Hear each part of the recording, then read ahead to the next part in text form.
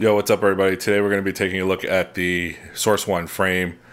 This comes from Team Black Sheep, although the unique thing about this frame, it's an open source design. So the idea here is that you can get a lot of cheap clone frames or knockoff frames from China.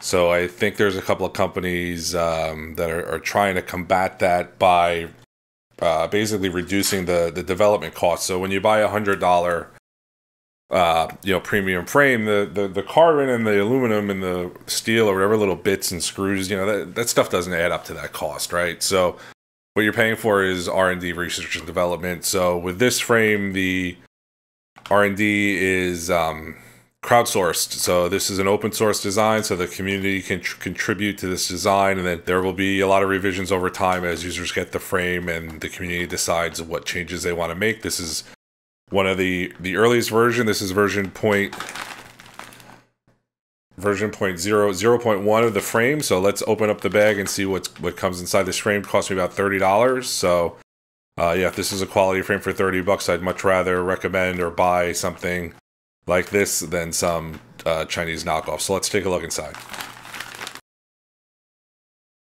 So actually this is really nice. Everything's kind of individually wrapped and very, very organized kind of way to package this. So you get 4 arms. This is the 5-inch frame, by the way. 4 5-inch arms. Top plate looks like a sandwich plate with the sunk nuts already pre-installed and the camera plates. The bottom plate, 2 Team Black Sheep battery straps. They seem to be more like the cheaper ones, but that's okay.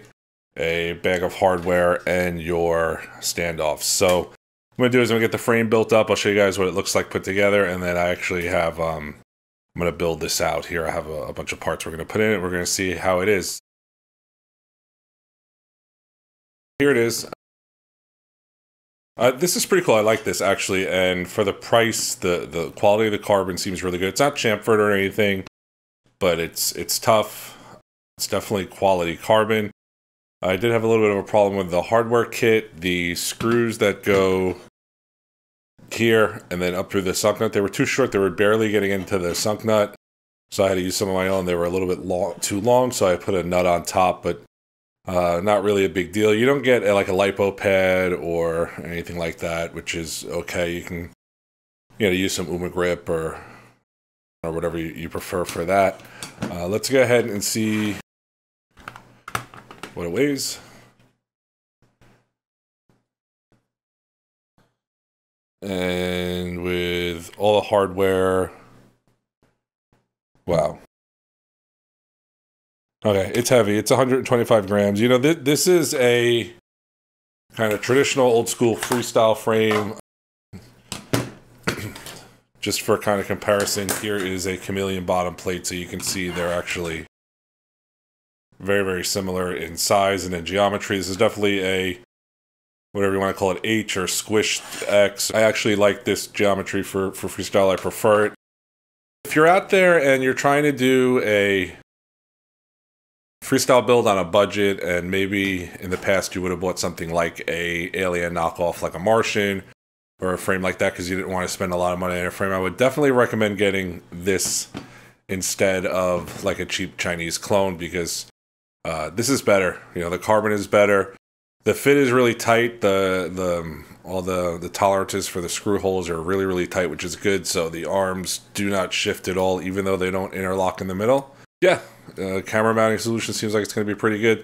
For what this frame costs, it's great. Looks like there's going to be plenty of room in here to build. We'll see that next. Very kind of straightforward, kind of standard freestyle frame, but good quality and nothing really wrong with it. And the carbon is nice. It's a little bit heavy, but that's kind of okay. I think it's going to be really durable. We'll go ahead and build this up and see how it flies. All right, and when we're back, before I talk about the build, if anybody out there knows, so these are the battery straps, or this is one of the 2 battery straps that came in the frame kit, but yeah, there's no buckle on this. Maybe I just don't know how to use this, but if you know how to use this strap, let me know in the comments below, because yeah, I didn't use that. No buckle. So this is a really, really easy build to do. there's a lot of it's interesting because it's compact, like it's a traditional kind of bus style freestyle frame, but it's a little bit shorter and a little bit maybe not so much narrower, but it's really compact. I don't know how to explain it. If you put this next to like a full-size Alien or one of the clones like the Martian, the body is much bigger on those. So I was really happy to see that, but you still have plenty of room inside to fit all your stuff. The only thing that's a little bit funny is these are 30mm standoffs. 30 is pretty tall for a quad nowadays. But because the arms and the sandwich plate sit above the bottom plate, in your main stack area you have a lot less than 30mm to work with, but it's not horrible. I went with a 4-in-1 ESC here and a CLRacing F4S. I kind of built this out of parts I had left over from other stuff. You can see that, you know, if you wanted to put, like, I know I like to, when I can fit it, put the VTX right on top there, but you know, you have plenty of room in the back here for your VTX and your receiver and stuff. For somebody who's never built before, I would say go ahead with this one. It's pretty straightforward. The camera plates work okay, easy to mount a full-size camera in there. I've got a Foxeer Mini with the bracket that's included that kind of steps it up to full size in here. It was easy, and you know, the quality of this thing, I mean, for the price you're paying, it's strong, it's stiff. Something else I kind of wasn't too crazy about is these are F40 Pro version 2, so they're 2306 motors, but usually you get a little more motor protection on the arm ends, and if you're gonna go with a 23mm stator, there's not much carbon here sticking out past the motor belt to protect it, so your motors are going to take hits. But yeah, I like this. I mean, I like this style of frame to begin with. So I believe the point of this is, and the cool thing about this is you can get a quality, well-designed frame, cut right. There's no cheap clone nonsense going on here, although it does kind of, I mean, it definitely is inspired by, you know, frames like the Alien and the Reverb, but it's not a straight-up copy of those frames either, right?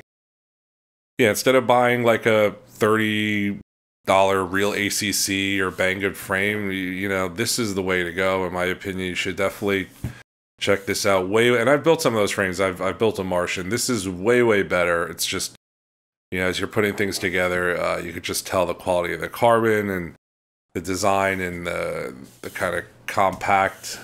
I don't know. I like this, so I'm excited to fly it. So we'll do that next. And yeah, just a rundown of the parts here.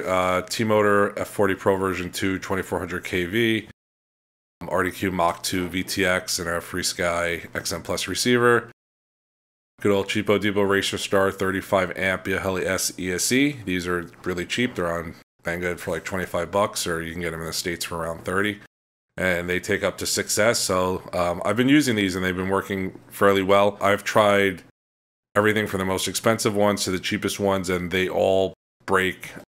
They all stop working. I've had, you know, the ones that people say are really good, that are like $60, $70. I've had those break within a week, and I've had cheap ones that last a little bit longer. But these 4-in-1 ESCs, like I hit a tree, and then I go to start, and like a motor will be stuttering, and it turns out it's the 4-in-1, and I got to get rid of it. So yeah, I've been using cheaper ones because if they're all going to frickin' break, then might as well not pay $70 for them. So yeah, we'll take this thing for a spin and we'll give it a fly and see how it goes.